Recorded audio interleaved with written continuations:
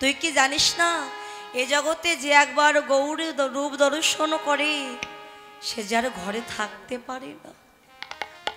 রাজশাহী নরোত্তম দাস ঠাকুর জমিদারের পুত্র হয়েও শুধু গৌর প্রেমে গৌর অনুরাগে জমিদারি পরিত্যাগ করে পথের ভিখারি হয়েছিলেন। ভক্ত রঘুনাথ দাস গোস্বামী তিনিও জমিদারের পুত্র ছিলেন বাবা। জমিদারি ছেড়ে দিয়ে পথের ভিখারি হলেন।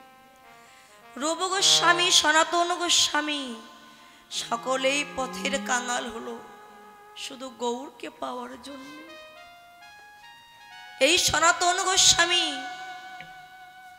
রাজা হোসেন শাহর রাজত্বকালে রাজা হোসেন শাহর প্রধান মন্ত্রিত্ব পদে চাকরি করতেন সনাতন গোস্বামী। তখনকার নাম ছিল সাকর মল্লিক, সনাতন হলো পরে। সাকর মল্লিক প্রধান মন্ত্রিত্ব পদে চাকরি করে। একদিন রাজা হোসেন শাহ বললে, সাকর, শুনেছি নদিয়া নবদ্বীপে গৌর হরি নামে কে যেন একটা আবির্ভূত হয়েছে। সত্যি আমার রাজ্যের সে কোনো ধার্মিক ব্যক্তি না আমার রাজ্যের কোনো গুপ্তচর? তুমি গোপনে গিয়ে একটু দেখে আসবে তো। বাবা, যারা চাকরি করে মালিকের কথা তাদের মেনে চলতে হয়, যখন যেটা বলবে সেটা শুনতে হয়।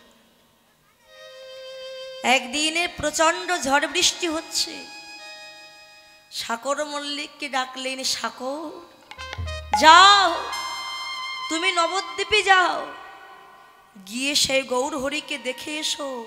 সত্যিই সে কোনো ধার্মিক ব্যক্তি না আমার রাজ্যের কোনো গুপ্তচর?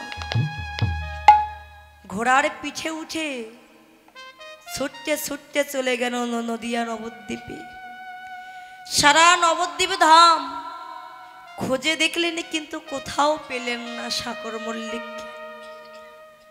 ফিরে আসবার সময় দেখতে পেয়েছেন শ্রীবাস অঙ্গনের ঘরের দুয়ার বন্ধ।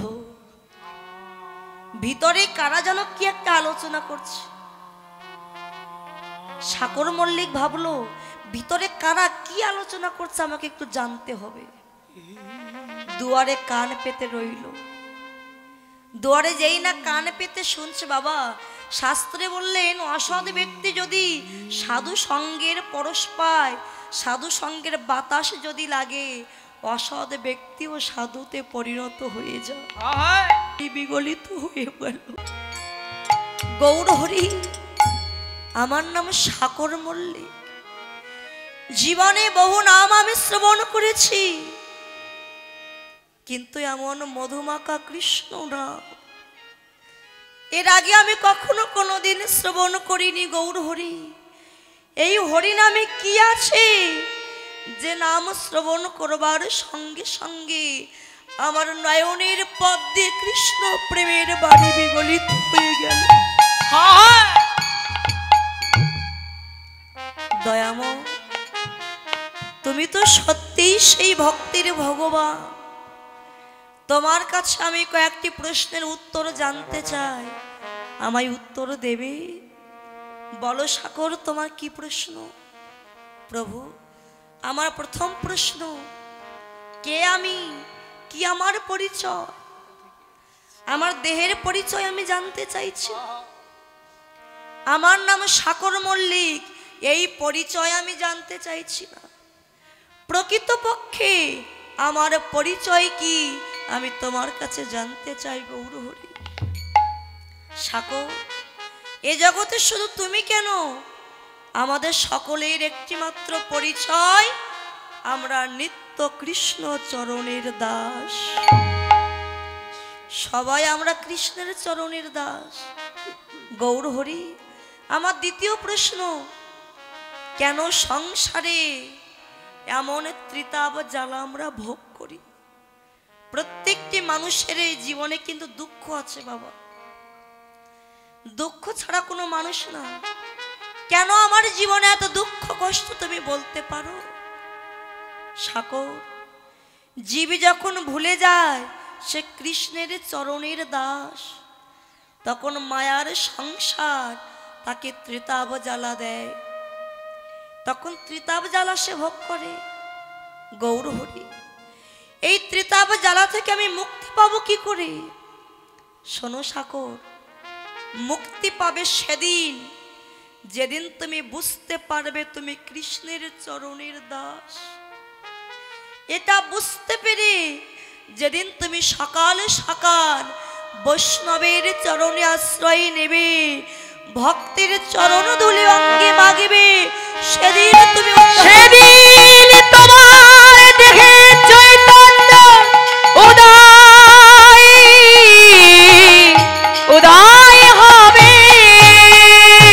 হাগর গৌরী বলে দুটি নয়নের জলে ঝরিবে, তোমায় হলাম বলে। গৌর হরি, তাহলে চাই না আমি আর এই মন্ত্রীর চাকরি, চাই না এই মন্ত্রিত্ব পদ, চাই না আমি রাজা বড়। তোমার চরণে যখন শরণ নিয়েছি, তোমার স্বরূপ ভোলা মন্ত্রে তুমি আমায় দীক্ষিত করে দাও গৌর হরি। সাগর, তুমি মন্ত্রীর পদ ছেড়ে দেবে, তুমি পারবে তো এই কাজ? গৌর হরি, জগতে সব কিছু অসার, আর সার হলো আমার গৌর গোবিন্দের চরণ। আমি তোমার চরণে আশ্রয় নিলাম, আমায় চরণ ছাড়া করো না গৌর হরি। সেইখানে দাঁড়িয়ে রাজাভরণ ত্যাগ করলেন। মহাপ্রভু নিজেই দীক্ষা শিক্ষা দিলেন। দীক্ষা দেওয়ার পরে সাকর মল্লিকের নাম হলো সনাতন গোস্বামী। যাও সনাতন, বৃন্দাবনে চলে যাও। তুমি বৃন্দাবনে গিয়ে তুমি আমার মদন গোপালের পূজা অর্চনা করো। প্রত্যেক দিন মদন গোপালকে সেবা দেবে, তারপরে নিজে সেবা করবে। দেখবে একদিন তোমার প্রভুর করুণা হয়ে যাবে। চলে গেছে বৃন্দাবনে, মদন গোপালের মূর্তি নিয়ে পূজা অর্চনা করে। বাবা প্রত্যেক দিন ভিক্ষা করতে যায় বৃন্দাবনে, কিন্তু বৃন্দাবনে চাউল ভিক্ষা হয় না, আটা ভিক্ষা হয়। সে আটা ভিক্ষা করে নিয়ে এসে রুটি তৈরি করেছে। রুটি ছেঁকবে সেই পাত্র তার ছিল না। আগুনে জ্বালিয়ে রুটির এপাশ দেয় তো পুড়ে যায়, ওপাশ দেয় তো পুড়ে যায়, কালো হয়ে যায়। বাগান থেকে লতা পাতা এনে শাক তৈরি করেছে বাবা। শাকে যে লবণ দেবে সেই সামর্থ্য তার ছিল না। এত কাঙাল হয়ে গেল মন্ত্রীর চাকরি ছেড়ে দিয়ে।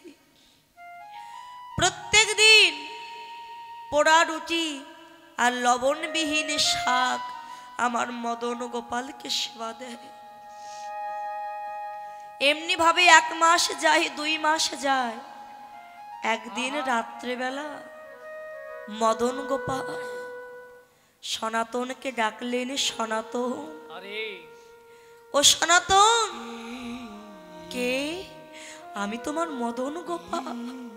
মদন গোপাল, তুমি এসেছো? হ্যাঁ সনাতন, আমি তোমাকে একটা কথা বলবার জন্য এসেছি।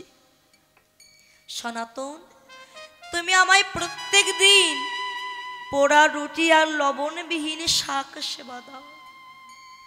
পোড়া রুটি দিচ্ছ, দাও, দুঃখ নাই, কিন্তু লবণবিহীন শাক সেবা করতে যে আমার বড় কষ্ট হয় সনাতন। কাল থেকে যখন সেবা দেবে ওই শাকে তুমি একটুখানি লবণ দিও সনাতন। এ কি বলছো মহাপ্রভু? এ কি বললে দয়াময় তুমি? শাকে যে লবণ দেব সেই সামর্থ্য যে আমার নাই। আজকে তুমি বলছো সনাতন লবণবিহীন শাক সেবা করতে পারছি না, কালকে বলবে সনাতন পোড়া রুটি আমি সেবা করতে পারবো না। পরশ বলবে সনাতন আমাকে রাজভোগ এনে দাও। দয়াময়, আহা তোমার যখন এত ভালো ভালো সেবা করবার ইচ্ছে হয়, যখন আমি মন্ত্রীর চাকরি করতাম তখন কেন তুমি আমার কাছে আসনি? আজকে আমায় পথের ভিখারি বানিয়ে, পথের কাঙাল বানিয়ে তুমি আমার কাছে ভালো সেবা করতে চাইছো। তোমাকে ভালো সেবা করানোর মতো কোনো সামর্থ্য আমার না। আমি চাই না মদন গোপাল আমার জন্য তুমি কষ্ট পাও, আমার জন্য তুমি দুঃখ পাও। যে ভক্ত তোমার জন্য রাজভোগ সাজিয়ে রাখছে, যাও তুমি সেই ভক্তের কাছে যাও, থাকতে হবে না আমার কাছে। আমি তোমায় রাজভোগ সেবা দিতে পারবো। সনাতন, তুমি আমায় তাড়িয়ে দিচ্ছ সনাতন, তাড়িয়েই যখন দিচ্ছ আমি তোমার কাছে থাকবো না। এই আমি চলে যাচ্ছি সনাতন, আর কোনো দিন তোমার কাছে আসবো না। যখন মদন গোপাল মন্দির থেকে চলে যাচ্ছে বাবা, সনাতন ধুলাই গড়াগড়ি দিয়ে কাঁদছি। মদন গোপাল যাচ্ছ যাও, যাওয়ার আগে একটা আশীর্বাদ করে যাও, প্রতি জন্মে জন্মে আমি যেন এমনি করে তোমার সেবা দিতে পারি। ভক্ত যখন ধুলাই পড়ে গড়াগড়ি দিয়ে কাঁদে, আমার মদন গোপাল সব সইতে পারে, কিন্তু কখনো কোনো দিনও ভক্তের নয়ন জল সইতে পারে না। মদন গোপাল পশ্চাতে তাকিয়ে বললেন, ওগো সনাতন, তোর নয়ন জল যে আমায় যেতে দিল না, তুই অমন করে আর কাঁদিস না রে, অমন করে কেন আর দূরে দাঁড়ায় আছিস রে। একবারে আয় ভক্ত, ও তোর সঙ্গ করি। হানি তাই গৌর হরি বল, হরি বল।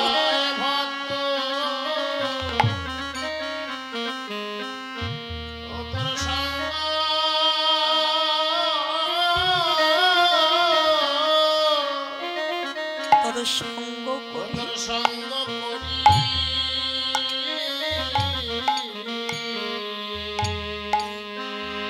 একবার আরাধে তো তোর সঙ্গ করি, তোর সঙ্গ করি। হায় রে আমার এমন দিন,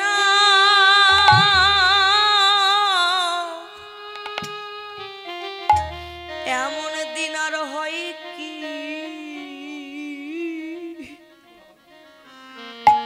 আমার হয় কি না হয়।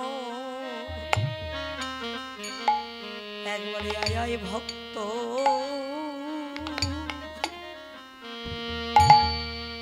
তোর সঙ্গ করি। জানি না এমন দিন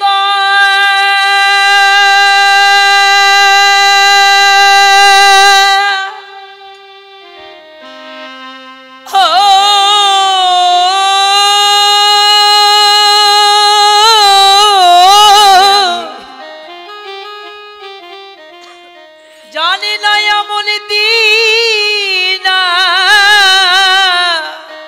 আর আমার হয় কি না হয়। খবর হয় কি,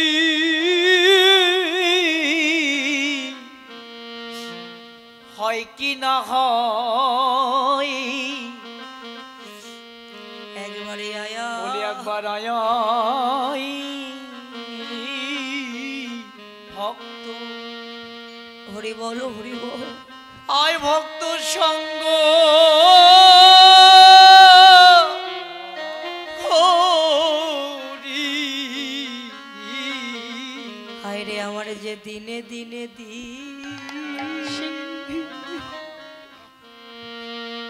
গোনা দিনে যে ফুরায়ে গেল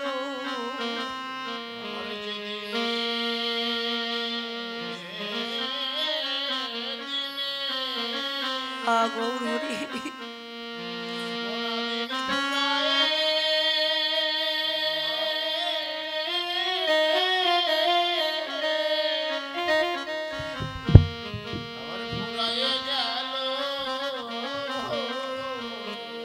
এ দেহে আমার ভক্ত সঙ্গ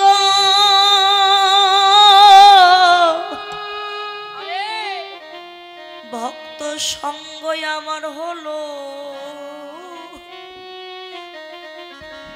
আমার হলো না রে আমার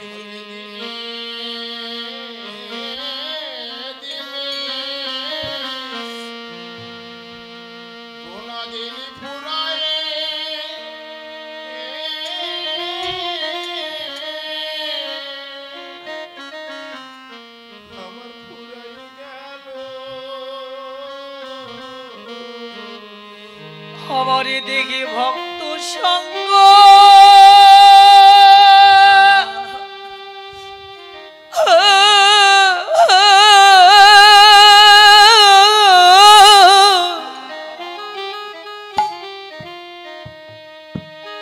আমার ভক্ত সঙ্গ হলো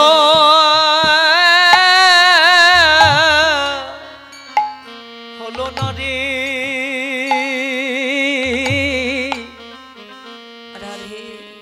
আমার যে দেখিতে দেখিতে গোনা দিন আমার ফুরাই গেল ওদিনই ফুরায়ে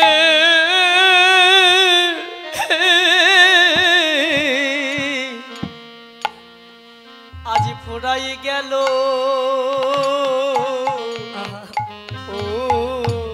ওগো মদন গোপাল যেদিন আমার দেহ পিঞ্জর হতে আমার প্রাণ পাখি উড়ে যাবে যেদিন ওই ভব নদীর কিনারে গিয়ে আমি দাঁড়াইব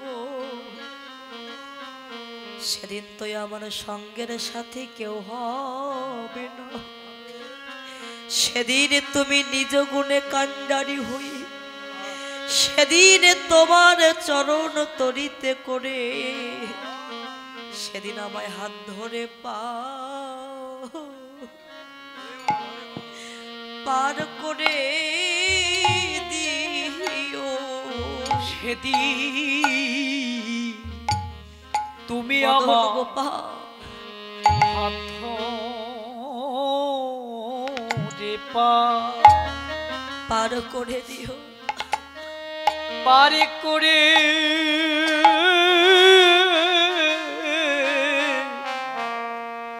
দিও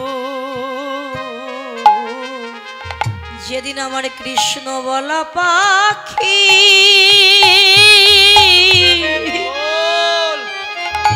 ওরে হরি বলা পাখি আমার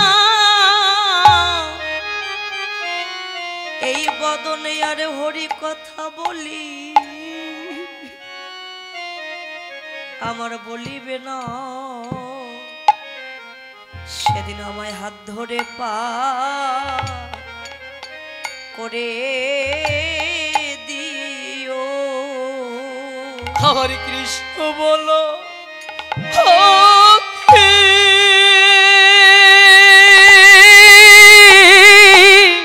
রাধে রাধে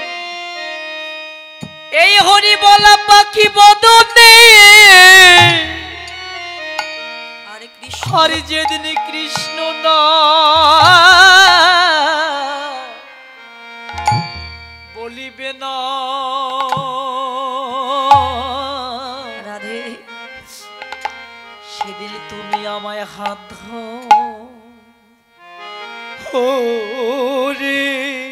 পার করে দিও ও পারি করে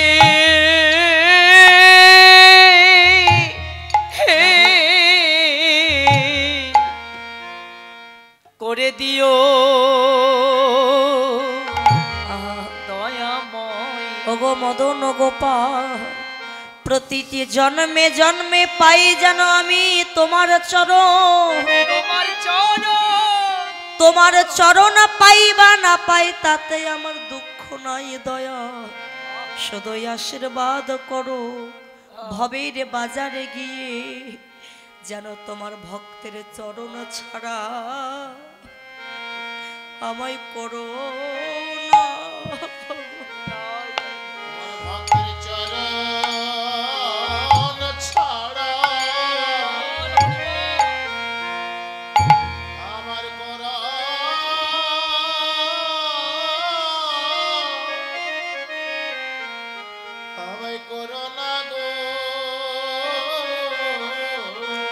আমি যে কত জনমে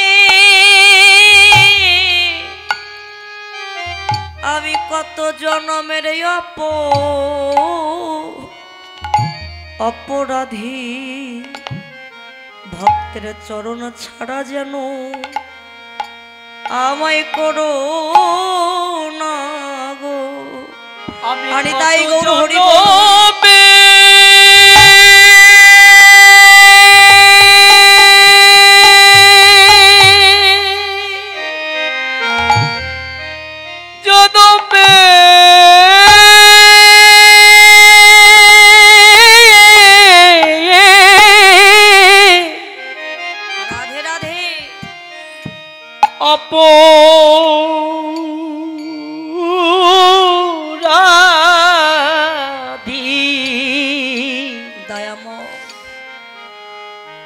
যেন চরণ ছাড়া ভক্তি আমায় করো না গো, আমায় করো না রে। আমি যেন হা কৃষ্ণ বলে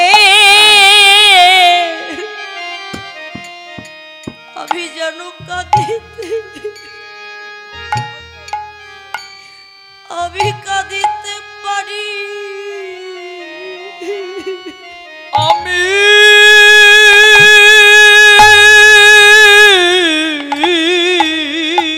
গোবিন্দ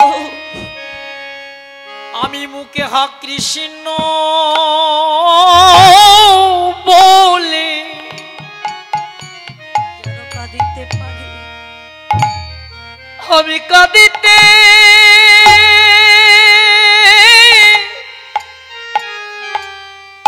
কাঁদিতে পারি, শুধু এ জন্মে নয় প্রতি জন্মে জন্মে যেন হা কৃষ্ণ বলি আমি কাঁদিতে পারি, শুধু এ জন্মে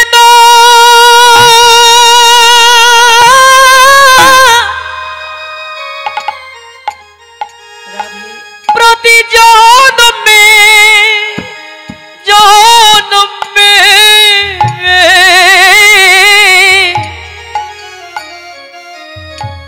আমি কৃষ্ণ কৃষ্ণ বলে যেন কাঁদিতে পারি, আমি যেন কাঁদিতে কাঁদিতে পারি, শুধু এ জন্মে নয় প্রতি জন্মে এই জন্মে যেন কৃষ্ণ বলে আমি কাঁদিতে পারি, শুধু একই জন্মে নয় প্রতি জন্মে জন্মে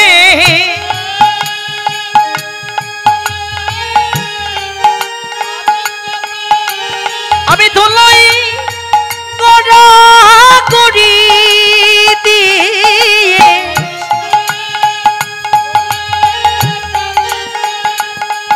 ওই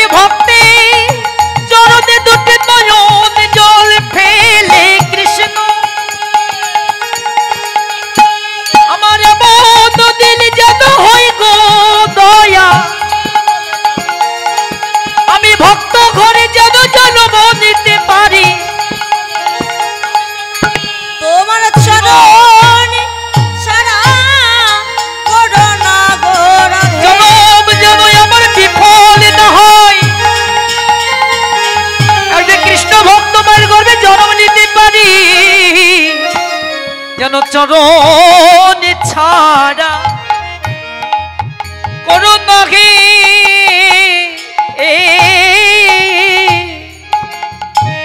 সনাতন